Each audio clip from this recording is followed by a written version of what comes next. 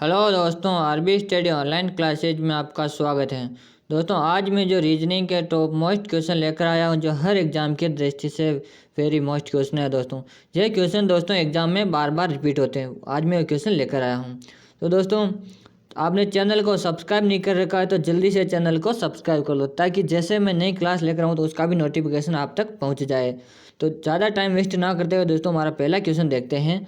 यदि किसी कूट में XYZ को ABC लिखा जाता है तो ABC को लिखा जाएगा। दोस्तों, क्वेश्चन को हमेशा से ध्यान से पढ़ना, उसके बाद ही दोस्तों हल करना है।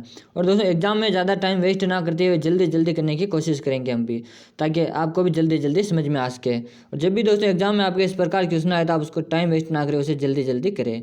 तो दोस्तों, हमारा क्वेश्चन कह रहा है, यदि किसी कूट में XYZ को ABC लिखा जाता है तो ABC को क्या लिखा जाएगा। ज़्यादातर स्टूडेंट क्या करते हैं दोस्तों, यहाँ पे इस प्रकार करते हैं, XYZ को ABC लिखा है तो ABC को दोस्तों अधिकतर क्या करते हैं, XYZ लिख देते हैं। क्या लिख देते हैं दोस्तों, ABC को XYZ लिख देते हैं। लेकिन जो हमारे यहाँ पे आंसर दे के यहाँ पे राइट कर देते हैं दोस्तों। लेकिन दोस्तों, ये हमारे इस प्रकार से गलत हो जाता है दोस्तों। तो क्या करना है, देखिए दोस्तों, इसको क्या करना है कि हमें किस प्रकार से लिखना है दोस्तों, हमें जो यहाँ पे किस प्रकार से लिखना है दोस्तों। इसमें क्या है, जोड़ने घटाने से तो यह सवाल हल होने से रहा नहीं, जोड़ने घटाने से तो यह हल नहीं होगा। तो दोस्तों, किस प्रकार से हल होगा, इसे हम देखेंगे कि किस प्रकार से हल हो रहा है दोस्तों। अब दोस्तों, संख्या जो शब्द ये दिया हुआ है मीनिंग, इसको ध्यान से देखना दोस्तों कि किस प्रकार दिया हुआ है दोस्तों। XYZ को ABC किस प्रकार लिखा गया है, इसे अपन ध्यान से देखें दोस्तों। तो X के बाद में दोस्तों जो हमारे यहाँ पे दे रखा है एक्स के बाद में दोस्तों यहाँ पे क्या लिख रखा है, ए लिख रखा है, ए लिख रखा मतलब एक्स के बाद में दोस्तों एक कितने अंकों को छोड़ कर आया है दोस्तों, तो एक्स के बाद में वाई और वाई जोड़ को जेड को छोड़ा है दोस्तों। इसके बीच में कितने दोस्तों, 2 अंकों का गैप आ गया। इसके बीच में दोस्तों 2 अंकों का गैप आ गया। इसी प्रकार दोस्तों वाई के बाद में दोस्तों क्या लिख रखा है, बी लिख रखा है, बी लिख रखा। यहाँ भी दोस्तों 2 अंकों का गैप आ गया है। इसके बाद दोस्तों है अपने जेड को किस प्रकार लिख रखा है दोस्तों, सी लिख रखा है। इसके बीच में दोस्तों 2 अंकों का गैप आ रहा है। तो क्या कर रखा है दोस्तों, यहाँ पे दोस्तों 2 को छोड़कर आगे वाली संख्या लिख रखी है। इसके बीच में 2 का गैप आ रहा है। तो देखते हैं दोस्तों, अपन इसी प्रकार जो अपने इसको हल किया है उसी प्रकार दोस्तों अपने ABC को भी हल करते हैं। तो हमें पता तो चल गया है कि ये 2 छोड़कर उसका अगले वाला अंक लिख रखा है दोस्तों। तो अगले वाले को हल करते हैं दोस्तों। हमने यहाँ पे हमारे पास दे रखा है ए के बाद में दोस्तों 2 अंक छोड़ते हैं अपन। तो ए के बाद में दो को अपन छोड़ेंगे दोस्तों। ए के बाद क्या करेंगे दोस्तों, यहाँ पे क्या करेंगे दोस्तों, ए के बाद 2 को छोड़ेंगे। तो ए के बाद 2 को छोड़ने के बाद बी, सी और डी दोस्तों। तो यहाँ पे क्या हो जाएगा दोस्तों, डी आ जाएगा। अब दोस्तों, अगर हमें तो एग्जाम में ज़्यादा टाइम वेस्ट ना करना है तो हमें यहाँ पे सबसे पहले देखना है कि डी किस ऑप्शन में दिख रहा है। डी देखे तो हमें इसमें एक्स दिख रहा है, इसमें बी दिख रहा, और इसमें सी दिख रहा है, और इसमें डी दिख रहा है। तो राइट आंसर की बात करें दोस्तों, तो अपना पहला आंसर यहाँ पे जो राइट हो सकता है सी ऑप्शन जो राइट हो सकता है। लेकिन अगर हमें एग्जाम में ज़्यादा टाइम वेस्ट नहीं करना है तो हमें यहाँ पे जो डी इस ऑप्शन में है, तो यहाँ पे राइट हो सकता है। क्या है दोस्तों, ए के स्थान पे क्या आ रहा है, डी। ये हमारे यहाँ पे इस प्रकार से डी आ रहा है। तो पहला सी ऑप्शन जो राइट हो गया। लेकिन हमें दोस्तों समझाने की दृष्टि से इसको पूरा करना है कि सही है या गलत हो जाए, फिर भी हमें करना है। तो बी के बाद में दोस्तों क्या करेंगे, 2 को छोड़ेंगे। तो बी के बाद में 2 को छोड़ेंगे, तो बी के बाद में सी और डी। क्या लिखा दोस्तों यहाँ पे, ई जो ई यहाँ पे दोस्तों दिया हुआ है, ई जो यहाँ पे ये दिया हुआ है दोस्तों, ई दिया हुआ है। फिर सी के बाद में दो को छोड़ेंगे दोस्तों। तो क्या आएगा दोस्तों, ऐप आएगा दोस्तों। क्या आएगा दोस्तों, ऐप आ जाएगा यहाँ पे। और जो यहाँ पे दोस्तों हमारे पास जो ऐप दिया हुआ है, तो राइट आंसर कौन सा हो गया दोस्तों, हमारे पास जो राइट आंसर अपना सी हो गया।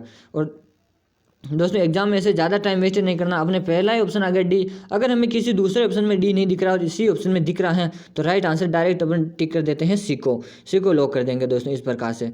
और अपने यहाँ पे समझाने की दृष्टि से दोस्तों इसको पूरा हल किया था। उम्मीद करता हूँ दोस्तों कि आपके क्वेश्चन समझ में आया होगा। और दोस्तों, मैं डेली इसी प्रकार की क्लासें लेकर आ रहा हूँ, जो अपने जीके की, जो अपने रीजनिंग की क्लासें हैं वो लेकर आ रहा हूँ। तो आपने चैनल को सब्सक्राइब नहीं कर रखा है तो जल्दी से चैनल को सब्सक्राइब कर लो। नेक्स्ट वाला क्वेश्चन है दोस्तों,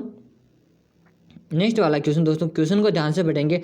नीचे दी गई प्रश्न का सही वेन आरेख बताइए। दोस्तों, क्या क्वेश्चन हमें क्या पूछ रहा है कि नीचे दी गई प्रश्न का सही वेन आरेख बताइए दोस्तों। इसका क्या करना है दोस्तों, इन शब्दों को दोस्तों जो हमारे पास दिया हुआ है, शिक्षित लोगों, बेरोजगार लोगों और अध्यापकों, तो इन शब्दों को दोस्तों हमें क्या करना है, इन तीनों शब्दों को अपन दोस्तों ध्यान से देखेंगे। किस किस को, शिक्षित लोगों को, बेरोजगार लोगों को और अध्यापकों को। इसको अपन ध्यान से देखेंगे कि इन तीनों में दोस्तों किस प्रकार से संबंध बन रहा है दोस्तों, हमें इनसे देखेंगे।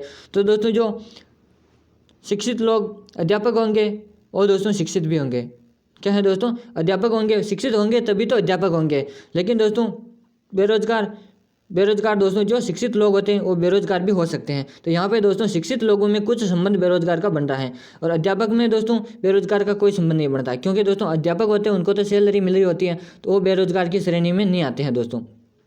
तो दोस्तों इस प्रकार के जब भी क्वेश्चन होए, इस प्रकार का एग्जाम में आपको क्वेश्चन देखने को मिले, तो उसे हम किस प्रकार से हल करेंगे। तो इसमें दोस्तों जो शिक्षित लोग हैं और अध्यापक दोनों दोस्तों संख्या, ये दोनों जो शब्द दिए हैं ये कॉमन आ रहे हैं दोस्तों, क्योंकि दोस्तों जो शिक्षित होगा वो अध्यापक भी हो सकता है दोस्तों, अध्यापक हो सकता है। लेकिन जो अध्यापक हैं और शिक्षित हैं ये तो दोस्तों दोनों कॉमन है, इसमें दोनों कॉमन है। तो हम क्या करेंगे दोस्तों, इस प्रकार किस प्रकार का डायग्राम बनेगा, तो इसमें सबसे पहले लिखेंगे अपन दोस्तों, यहाँ पे शिक्षित लिख लिया दोस्तों, यहाँ पे शिक्षित लिख दिया। उसमें दोस्तों जो अध्यापक हैं उसको दोस्तों अध्यापक में दोस्तों एक कॉमन संख्या इसको इसके अंदर लिख सकते हैं अपन दोस्तों। लेकिन दोस्तों बेरोजगार हैं, जो शिक्षित लोग हैं वो दोस्तों बेरोजगार भी होते हैं, सभी को दोस्तों नौकरी नहीं मिलती है, जो शिक्षित होने उनको भी नौकरी नहीं मिलती है।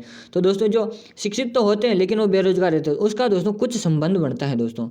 इस प्रकार दोस्तों यहाँ पे बेरोजगार हो सकते हैं, ये बेरोजगार हो गया, ये अपने शिक्षित का डायग्राम हो गया दोस्तों, ये शिक्षित हो गया, और ये जो अपने दोस्तों अध्यापक हो गए, ये अध्यापक का डायग्राम हो गया। इस प्रकार का डायग्राम हमें किस ऑप्शन में दिख रहा है दोस्तों, इस प्रकार का डायग्राम हमें जो दिख रहा है दोस्तों डी ऑप्शन में दिख रहा है, तो हमारा यहाँ पे डी ऑप्शन राइट हो गया दोस्तों। इस प्रकार से हम इस क्वेश्चन को हल करेंगे, हल किया था हमने। उम्मीद करता हूँ दोस्तों कि यह क्वेश्चन आपके समझ में आया होगा, अच्छे से ध्यान से समझ में आया होगा। और दोस्तों क्लास को दोबारा रिपीट करके देखेंगे कि एक बार में समझ नहीं आए तो 2 बार में देखिए दोस्तों, ताकि आपके सही समझ में आ सके। और दोस्तों खुद से हल करने की कोशिश क्या करें ताकि आपको अच्छे से समझ में आ सके, उसके बाद दोस्तों क्लास को देखा करें। चलो दोस्तों जो अपना नेक्स्ट क्वेश्चन है वो देखते हैं। नेक्स्ट क्वेश्चन है साथियों अपना, निम्नलिखित संख्या श्रृंखला में अगले पद की पहचान करें। जो दोस्तों हमें संख्या दी हुई है ये दी हुई दोस्तों 4, 9, 25 और 49। इसमें यहाँ पे जो प्रश्नवाचक चिन्ह है इसके स्थान पर कौन सी संख्या आएगी दोस्तों। तो संख्याओं को दोस्तों इसे ध्यान से देखने पर इसको देखेंगे दोस्तों। सबसे पहले दोस्तों हम संख्याओं को क्या करेंगे दोस्तों, जब भी इस प्रकार का प्रश्न आए दोस्तों तो संख्याओं को दोस्तों ध्यान से देखेंगे। संख्याओं को क्या करेंगे, ध्यान से देखेंगे कि संख्या प्लस हो रही है, स्क्वायर हो रही है, गुणा हो रही है, या किसी संख्या का घन है या क्यूब है दोस्तों। तो संख्याओं को दोस्तों अपन ध्यान से देखें तो दोस्तों ये संख्या है जो दोस्तों क्या हो रही है दोस्तों, वर्ग हो रही है दोस्तों। क्या हो रही है दोस्तों, संख्या वर्ग हो रही है। किस प्रकार से, और दोस्तों जो 4 है दोस्तों, ये 4 है, 4 मतलब किसका है वर्ग है, तो दोस्तों 2 का वर्ग है दोस्तों, 4 2 का वर्ग है। 4 किसका वर्ग है, 2 का वर्ग है दोस्तों, 2 का वर्ग 4 है। फिर 9 किसका वर्ग है दोस्तों, 9 अपने 3 का वर्ग है दोस्तों, 9 3 का वर्ग है। और 25 किसका दोस्तों, 25 5 का वर्ग, 5 का वर्ग है दोस्तों, 5 का स्क्वायर है दोस्तों।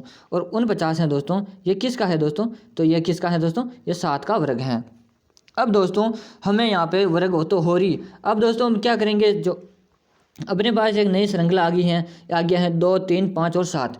अब दोस्तों यहाँ पे जो संख्या है दोस्तों, अगर ये दोस्तों संख्या अभाज्य दोस्तों, जो संख्या अभाज्य होती सारी, अगर यहाँ पे 2 नहीं होता और यहाँ पे 3 5 7 होता तो हम यहाँ पे आगे 9 का स्क्वायर कर देते। लेकिन दोस्तों आगे संख्या क्या भाज्य संख्या दे रखी है, क्या संख्या दोस्तों, भाज्य संख्या हमें जो यहाँ पे दे रखी है। जो हमारे पास ये जो 4 हैं ये हमें भाज्य संख्या मतलब 2 का स्क्वायर है ये दे रखा है दोस्तों। इस कारण दोस्तों हम यहाँ पे जो आगे 9 का स्क्वायर नहीं कर सकते हैं। तो दोस्तों अब फिर देखेंगे कि संख्या किस प्रकार से हल हो रही है। तो लेकिन तब तो हम मानते हैं कि ये विषम संख्या है दोस्तों। जो दूसरी संख्या है दोस्तों, जो संख्या आगे है 3 5 7 दोस्तों, ये विषम संख्या है। और हमने पास में जो ये 2 आए हैं ये सम संख्या है दोस्तों, ये है क्या दोस्तों, सम संख्या। तो अब दोस्तों सम और विषम आ गई तो हम इस प्रकार तो हल कर ही नहीं सकते इसको। तो हमें क्या करना है दोस्तों, इस प्रकार का हमें संख्याओं को ध्यान से देखेंगे कि ये संख्या और क्या हो रहा है दोस्तों इसका। तो दोस्तों ये संख्या है, ये वह संख्या है दोस्तों, ये अभाज्य संख्या दोस्तों, अभाज्य संख्या दोस्तों 3 2 दोस्तों यहाँ पे 2, 3 और 5 और 7, ये क्या है दोस्तों, ये अभाज्य संख्या। अभाज्य संख्या किसे कहते हैं, जिसे दोस्तों जिसमें एक तो स्वयं का भाग जाए और एक का भाग जाए, स्वयं और एक का भाग जाए, उसे अभाज्य संख्या कहते हैं दोस्तों। क्या कहते हैं दोस्तों, अभाज्य संख्या। तो हमारे जो यहाँ पे हमें आया था, यहाँ पे क्या आया था दोस्तों, ये हमारे पास आया है 2, 3, 5 और 7। इस संख्या वह संख्या जो दोस्तों एक तो इसमें स्वयं का भाग जा रहा है और एक दोस्तों एक का भाग जा रहा है, दूसरी कोई संख्याओं का भाग नहीं जा रहा। तो आगे वाली दोस्तों किस संख्या होगी जिसमें एक तो स्वयं का भाग जाएगा और एक का भाग जाएगा। तो आगे दोस्तों अपन देखें यहाँ पे, तो संख्या होती है दोस्तों जो अपने 8 होती हैं। 8 में दोस्तों 2 का भाग भी जाता है, 4 का भाग भी जाता है, तो 8 नहीं हो सकती है दोस्तों। 9 है जिसमें दोस्तों 3 का भाग भी जाता है और 9 का भाग भी जाता है, तो वो भी नहीं हो सकती। 10 है जिसमें दोस्तों 2 का भी जाता है, 5 का भी जाता है, तो वो भी नहीं हो सकती। लेकिन दोस्तों यहाँ पे 11 संख्या ऐसी हैं जिसमें एक तो स्वयं का जाता है और एक 11 का ही जाता है। तो 11 का दोस्तों क्या करेंगे, हम यहाँ पे स्क्वायर करेंगे दोस्तों। 11 का स्क्वायर करेंगे तो 11 का स्क्वायर कितना हो जाएगा दोस्तों, 11 गुने 11, तो 11 का स्क्वायर करेंगे तो कितना हो जाएगा दोस्तों, यहाँ पे हो जाएंगे 11 को 11 से गुना करने पर यहाँ पे आ जाएंगे 121 दोस्तों। क्या आ जाएगा दोस्तों, 11 को 11 से गुना करने पर कितने आ गए दोस्तों, 121 आ गया। 121 जो 121 किस ऑप्शन में दिया हुआ है, हमारे यहाँ पे बी ऑप्शन में दिया हुआ है, तो बी ऑप्शन जो राइट हो जाएगा।